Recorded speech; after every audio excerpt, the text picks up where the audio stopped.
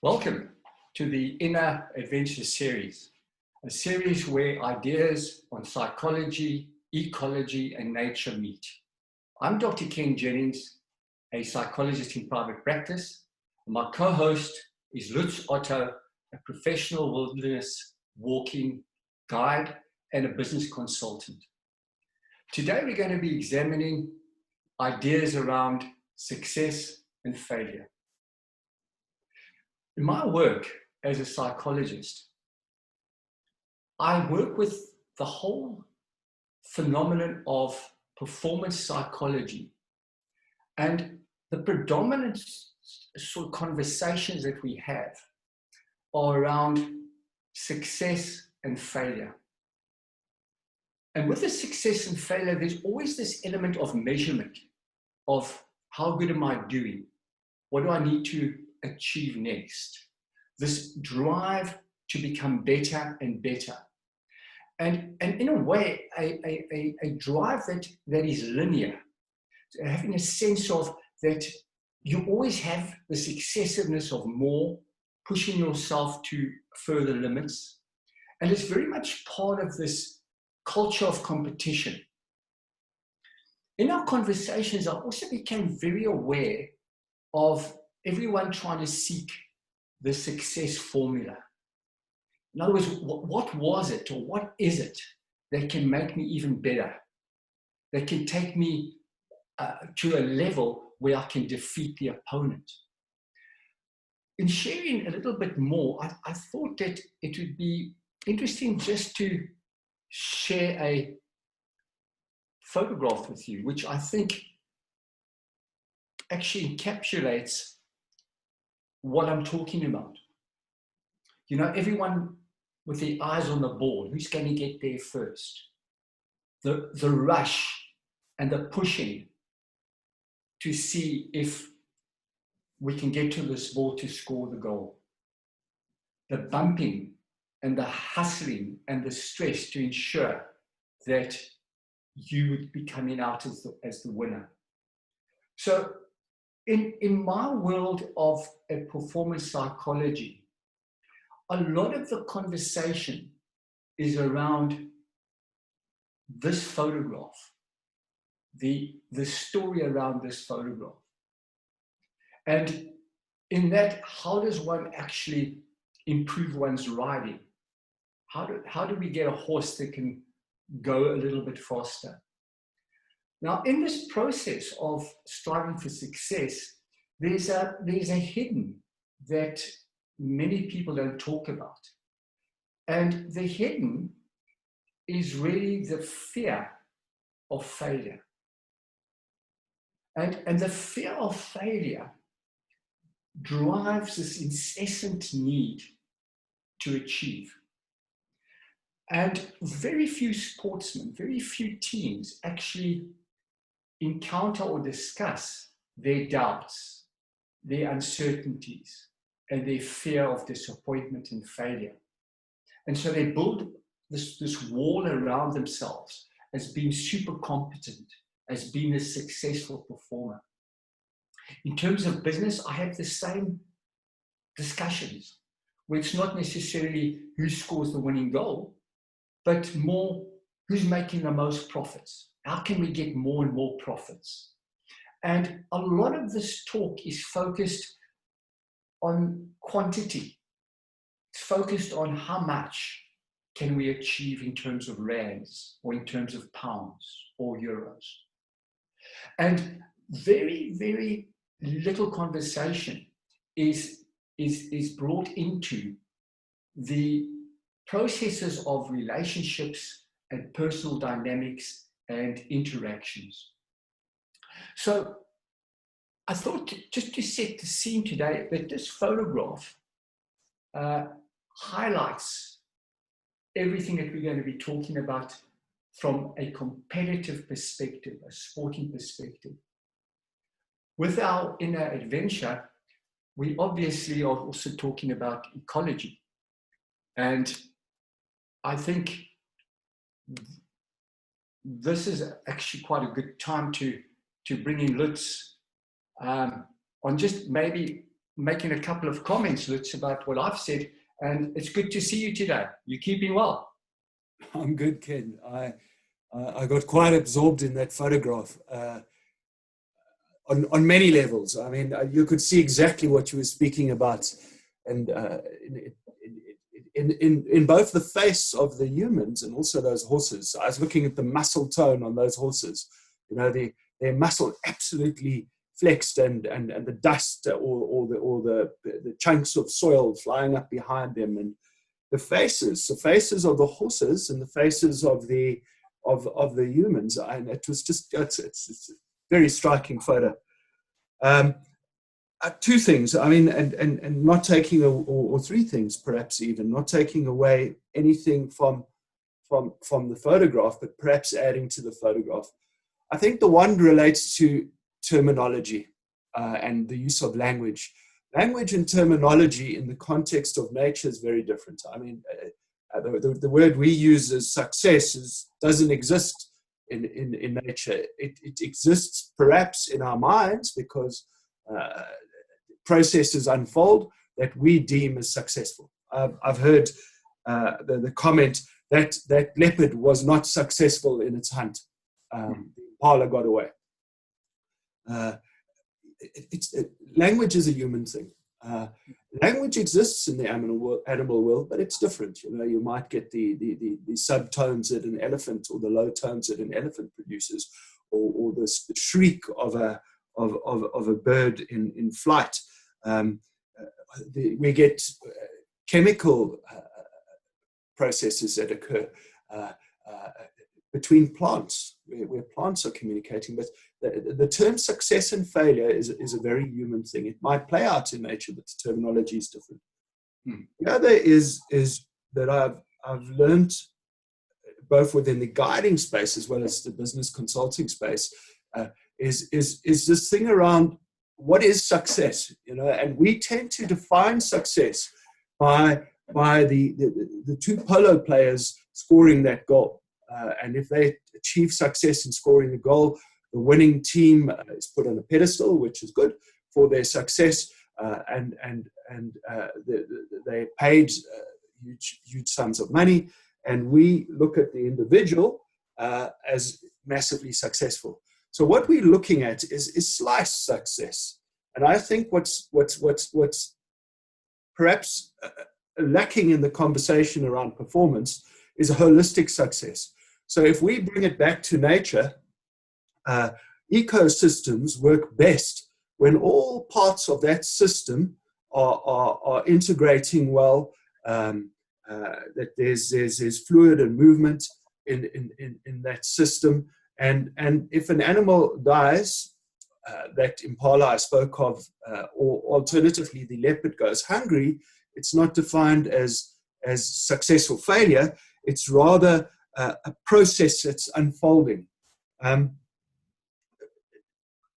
I think success, in my mind, Ken, is something that's missed in the human space.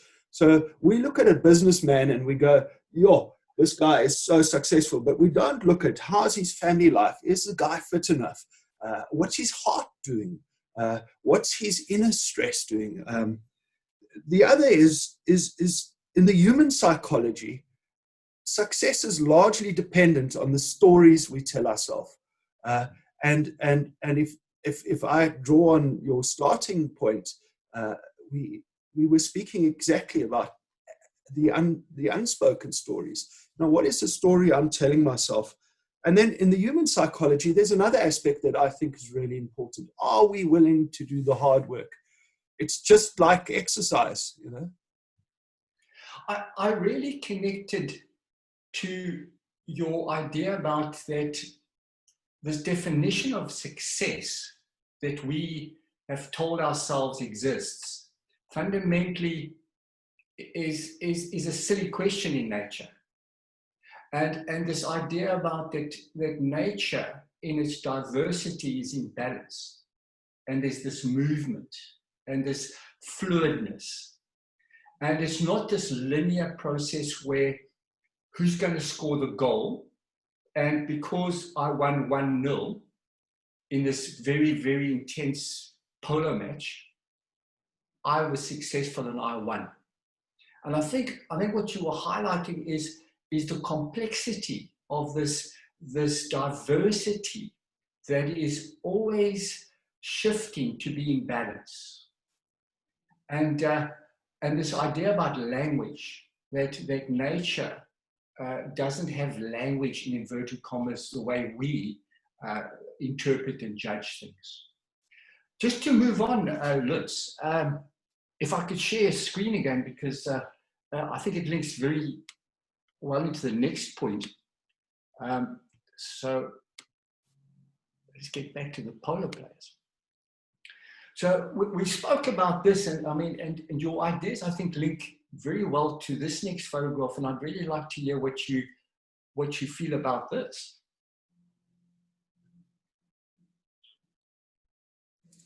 So looking at the photograph, I see a Wahlberg's eagle that is intently focused on a tree squirrel that's a little bit different to the gray squirrel that we get in Europe, where you are at the moment.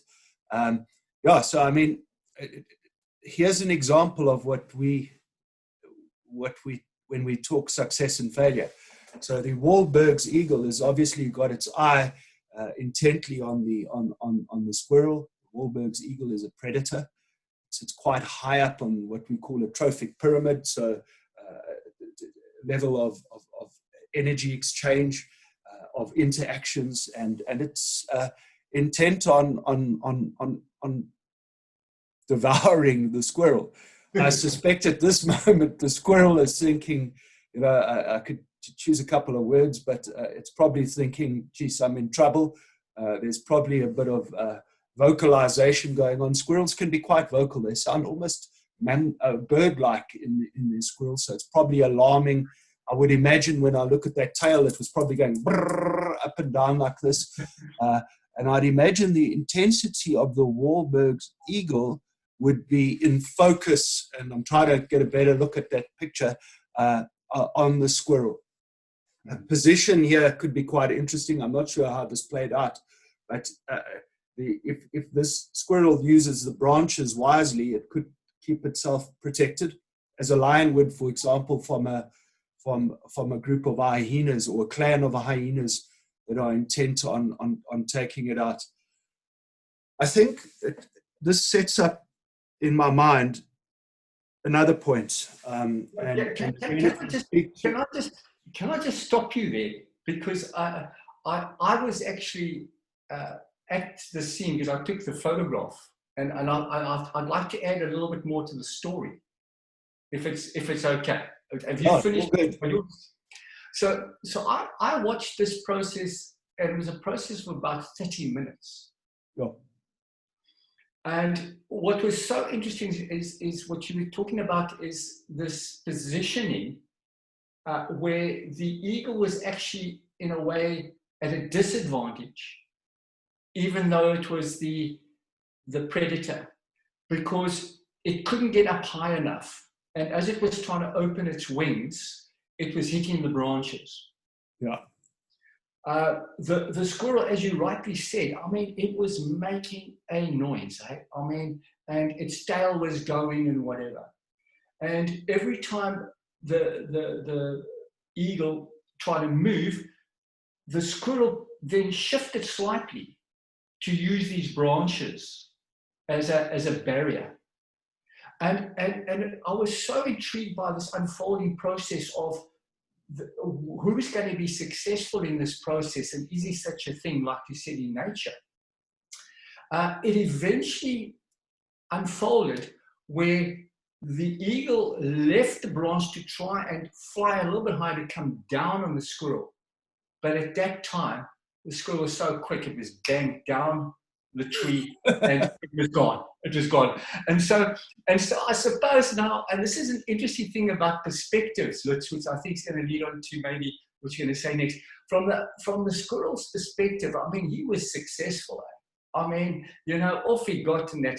And I think from the Wahlberg eagle's perspective, I mean, he must have felt a failure. But I know they don't feel that. But it was interesting in terms of in this story that the prey was successful. You know, if one wants to talk about success and failure. Anyway, I thought I'd like to share just a little bit of the I'd like to go back to that, Ken. I got two thoughts.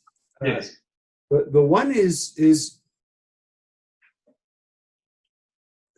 success or competition absolutely exists in nature, and I think we need to accept this. There's intra-species competition, which is competition among self. So it could be, or same species. We could be competing for territory. We could be competing for mating partners. It could be interpride, basically competition for a resource amongst the same species. The other is inter, so ER, species competition, where different species compete for resource. So competition is a very real thing in nature.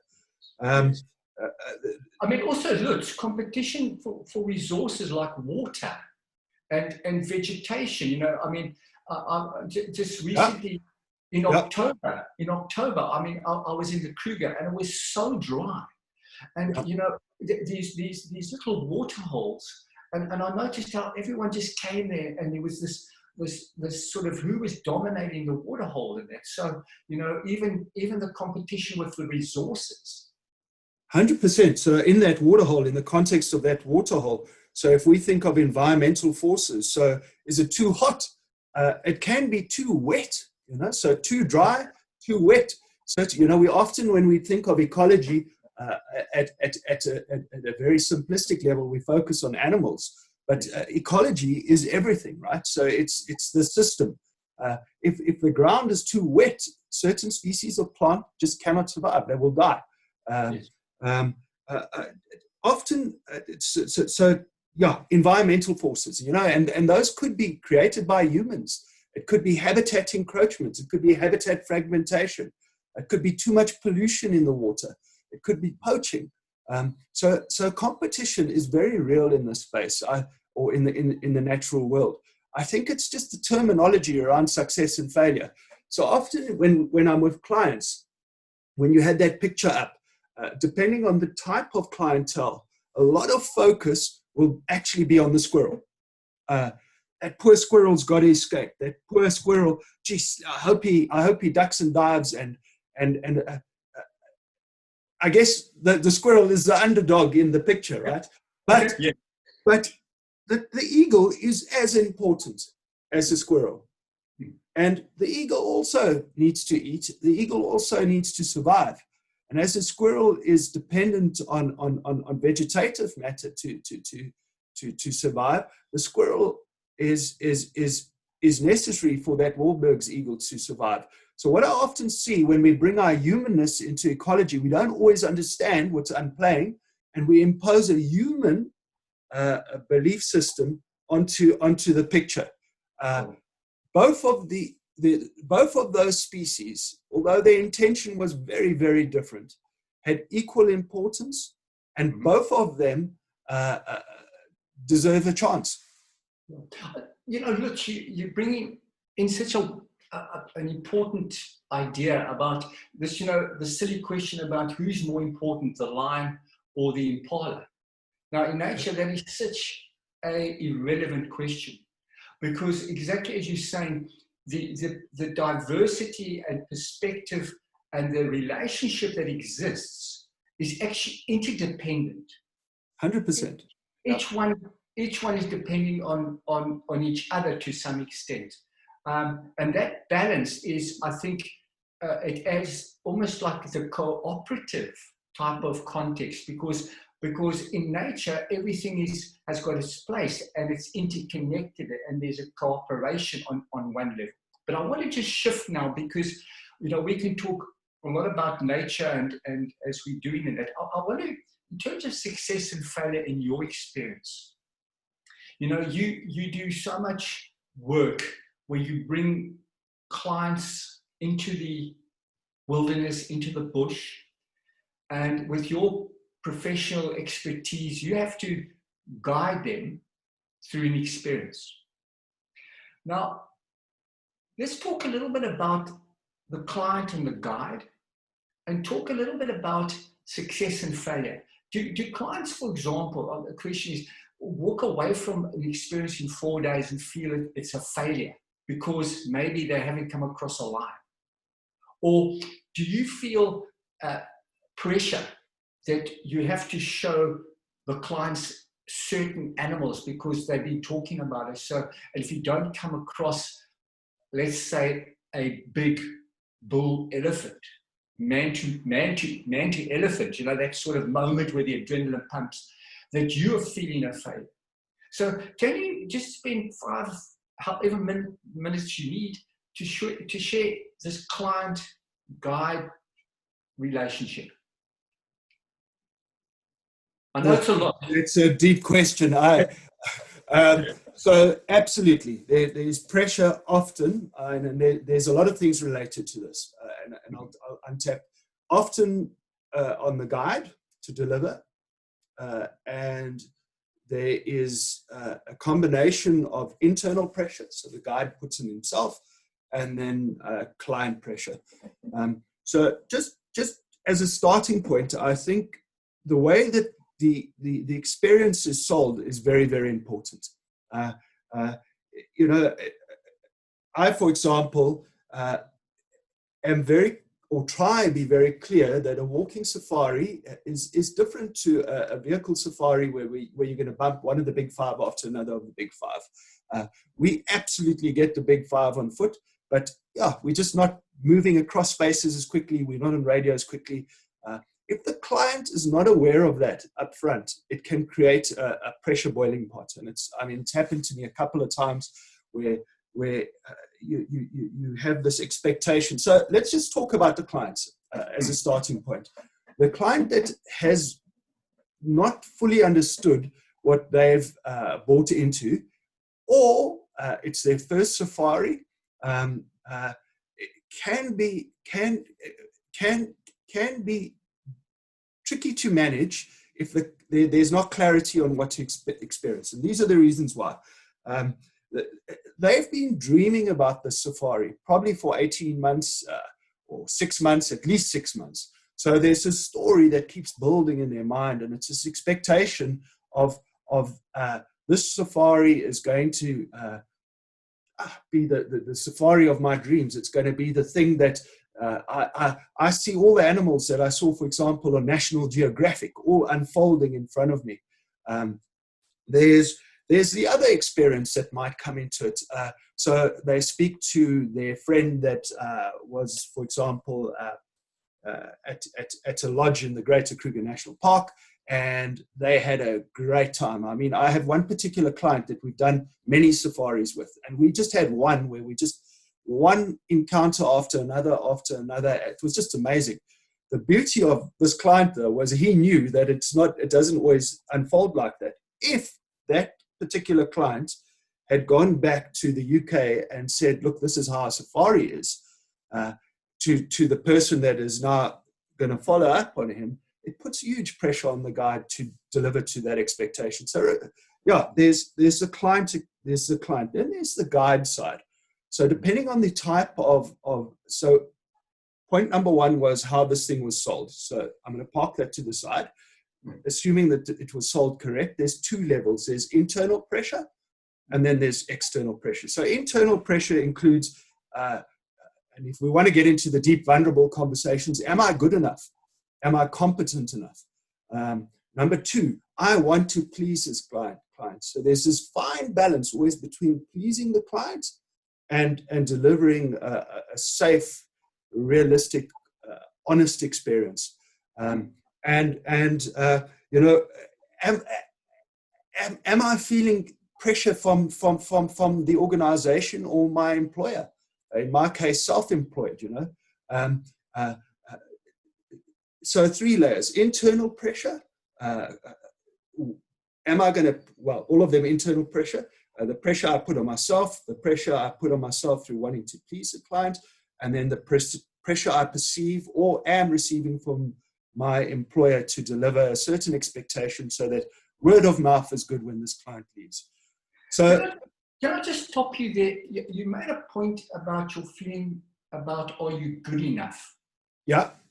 Now, can you unpack that a little bit more? What is it the fact that, are you good enough in terms of giving them the experience they want, or are you good enough in terms of your knowledge of the bush and what you're going to encounter, or is it just because top sportsmen feel this all the time as well? So I'm just trying to get a sense from your side, Lutz. Yeah, so I mean, on many levels, Ken, it could be, for example, you set up into Safari that you're not, your competence doesn't lend towards that. So perhaps somebody is put into a position where he's expected to be an exceptional birder, and he's not an exceptional birder. And he knows that the group that is coming through are birders. So often people think safari guides are safari guides. We all have specialisms. We all have areas that we focus on, and that alignment needs to be there. So the guide can immediately feel at that point, yeah, am I going to be able to deliver? You know, it could be.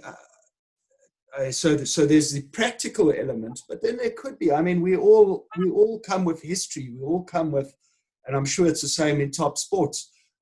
That the guide, even though he's an exceptional birder, might have a shadow in terms of his psychology that guide needs to work through. So yeah, I mean, it's a very real thing, especially as the guide.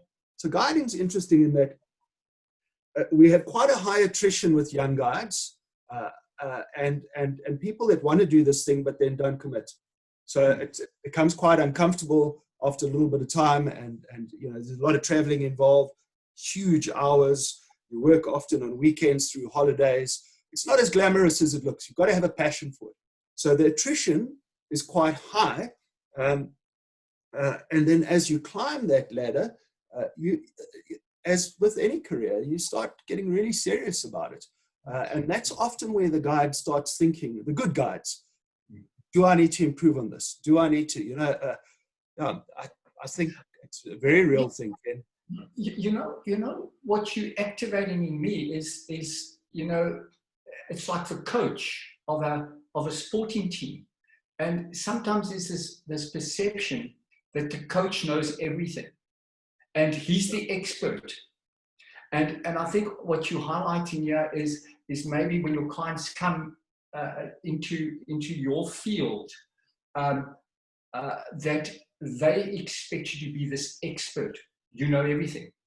The good coaches that I've found basically don't know everything, but they are able, in terms of their knowledge, link other people's ideas and what they've seen and what they know, and the integration of that in order to then create the focus, or to create the conversation around that particular point. And I think it sounds like you're almost in that position.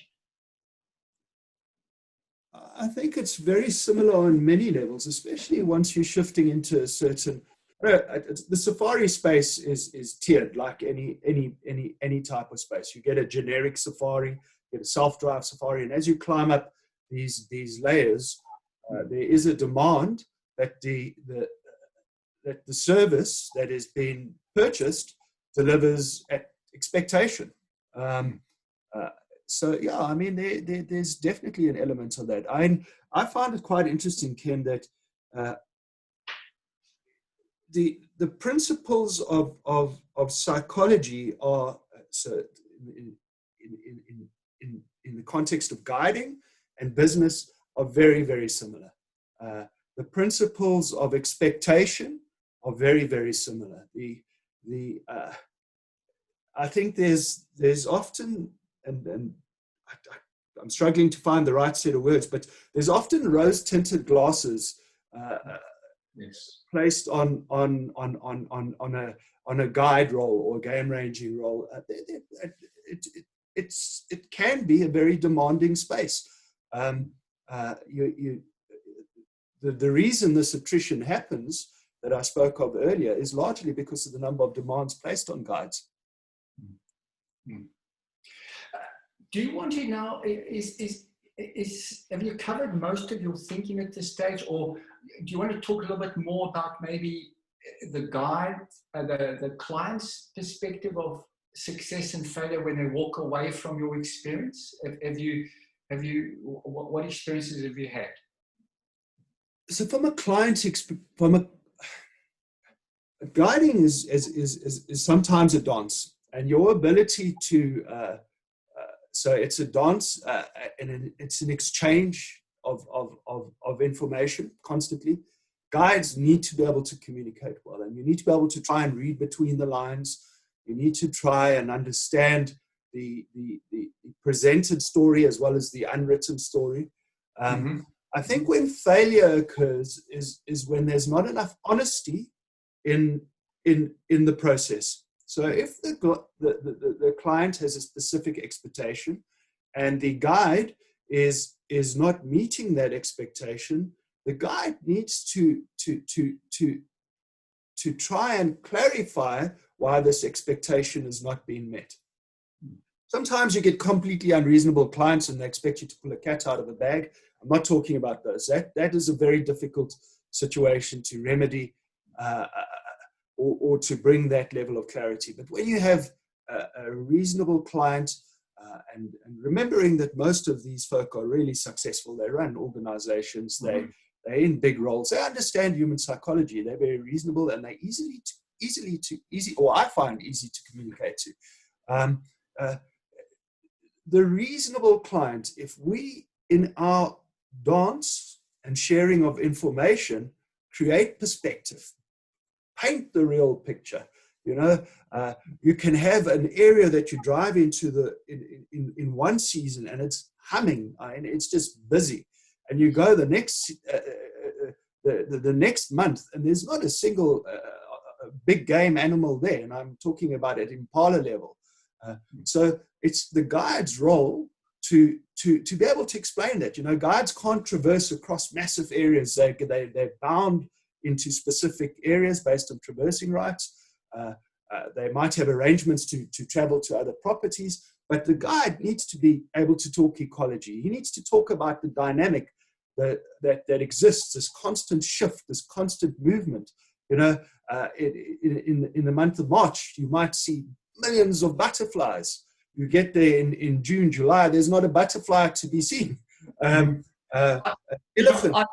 I find this so fascinating in terms of the interaction between the expectations of your clients, or let's say the expectations of human beings, and then the reality of nature, or the reality of the wilderness that they're experiencing.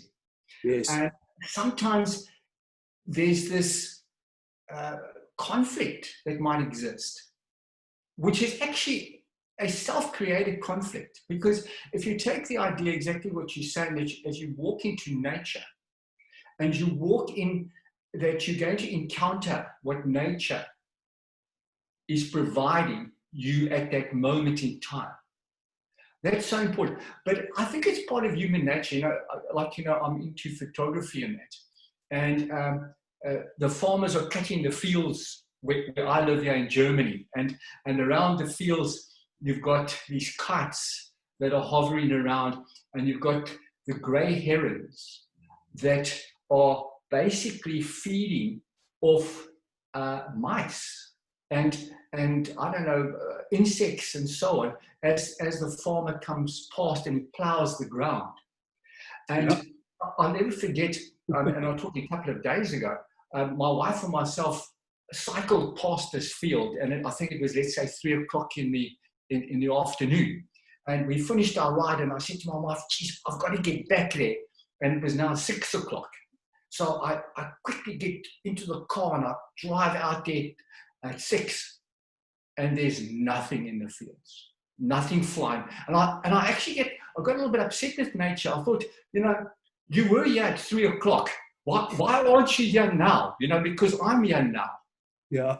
And I just laughed. I laughed at myself. So I packed my camera away, and I thought, This is nature. This is wilderness. This is ecology. It is what it is at that moment in time. I see you laughing. I get it. I mean, I completely get it.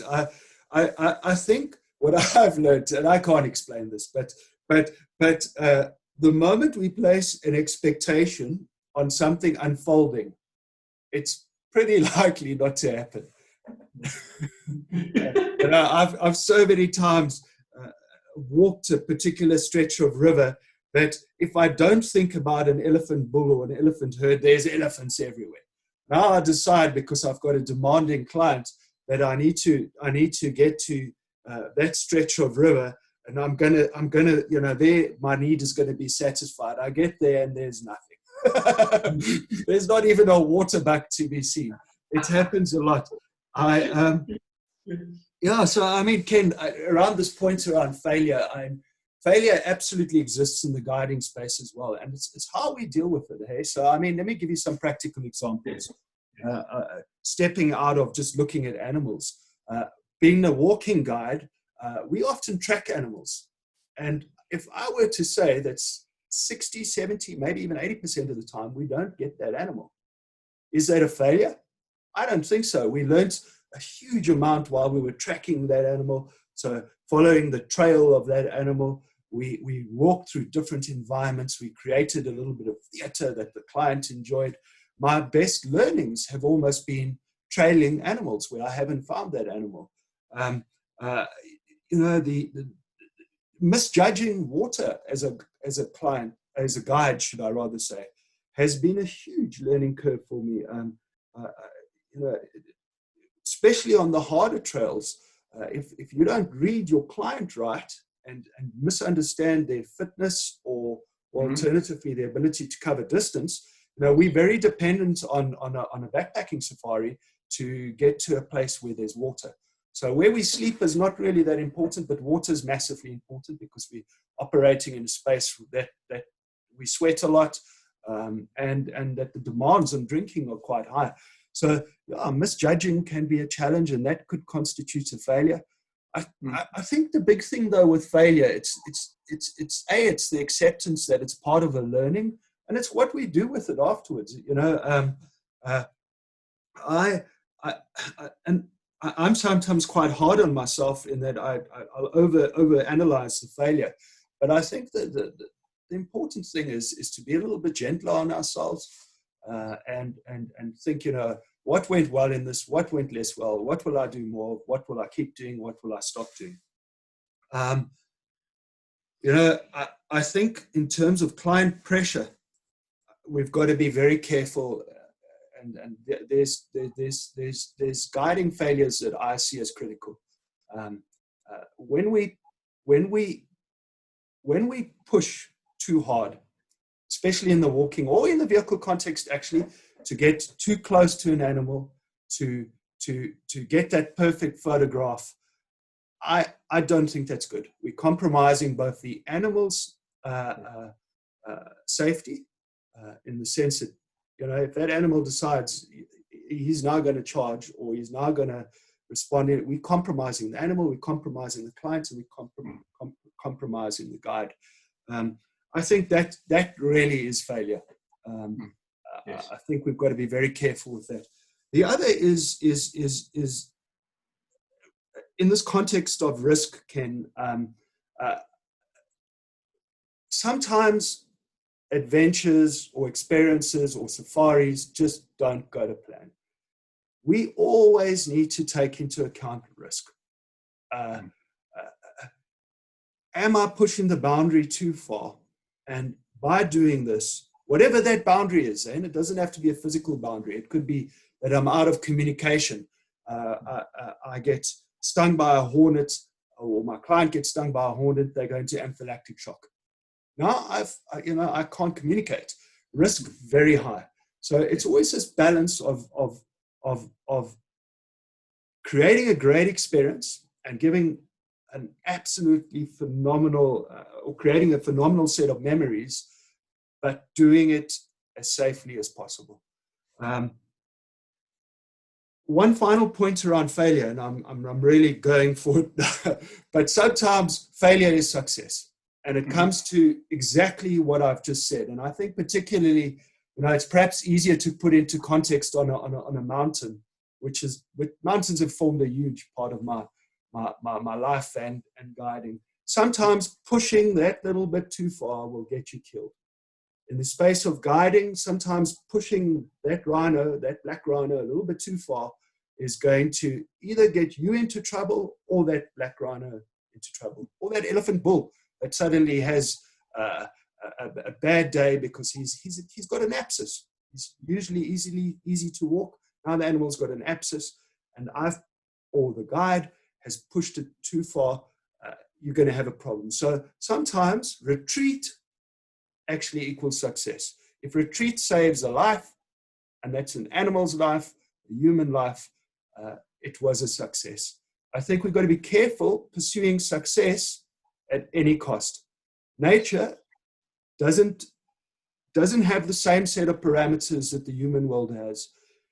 Human world, generally, when you push it too hard, unless it's in a war condition or something where there's animosity, real deep animosity between both parties, I don't know, terrible street fight, I can't even, but there's horrible things that happen where the boundaries are no longer respected. But mostly in the human context, in normal circumstances, the boundaries are respected.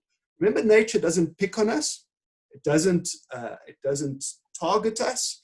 It just is. Yes. And we have to manage that risk very, very carefully. Lutz, thank you so much for your insights. I found them fascinating, and I remember in our first episode where you concluded our conversation and you said we could talk more and more and more and more, and I've got that exact feeling today as well. I really found your wisdom around nature. That nature doesn't pick on you. It doesn't. It's not a personal thing. Nature is as it is, and as we encounter it, what I found also fascinating are how we as human beings bring in expectations. I mean, bring in our own interpretations and our own assumptions, which could, in a way, either make the experience, in inverted commas, successful or a failure. But I think we also unpacked the fact that this idea about success and failure shouldn't be part of the language when you're in nature. Mm-hmm. In nature, we are having an experience as a human being with the diversity of the ecology around us. And if we understand that we are part of this and respectfully, like you were talking about, respectfully engage in this relationship with ourselves and with nature, it's always a success. So I'd like to thank you very much, Lutz. I do want to maybe conclude with a couple of your comments because it's time that we need to finish. Ken, I think we really touched the tip of the iceberg. I think in the last session, we made the observation that nature always gives us more than we expected, which links to your point there. I think perhaps the one expectation we should go into nature with is an expectation on ourselves, and that is to listen and feel and see without judging prior to that point.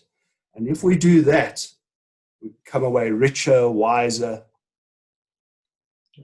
And I think you are concluding on a very meaningful point, because in our next episode, we are going to be covering ideas around what's the type of mindset that one should have as you enter into nature. And is there a type of philosophy and model we should have? And what is that could help enhance our experiences in nature. Anyway, I'd like to say thank you to the viewers that have spent their time watching or listening to our conversation. I hope that you enjoyed being with Lutz and myself as much as we, as Lutz and myself, have enjoyed being with each other, talking about very deep love that we have. So until next time, take care, shine your light. If you enjoyed our process, please give us a like or a thumbs up, and we'll see you next time.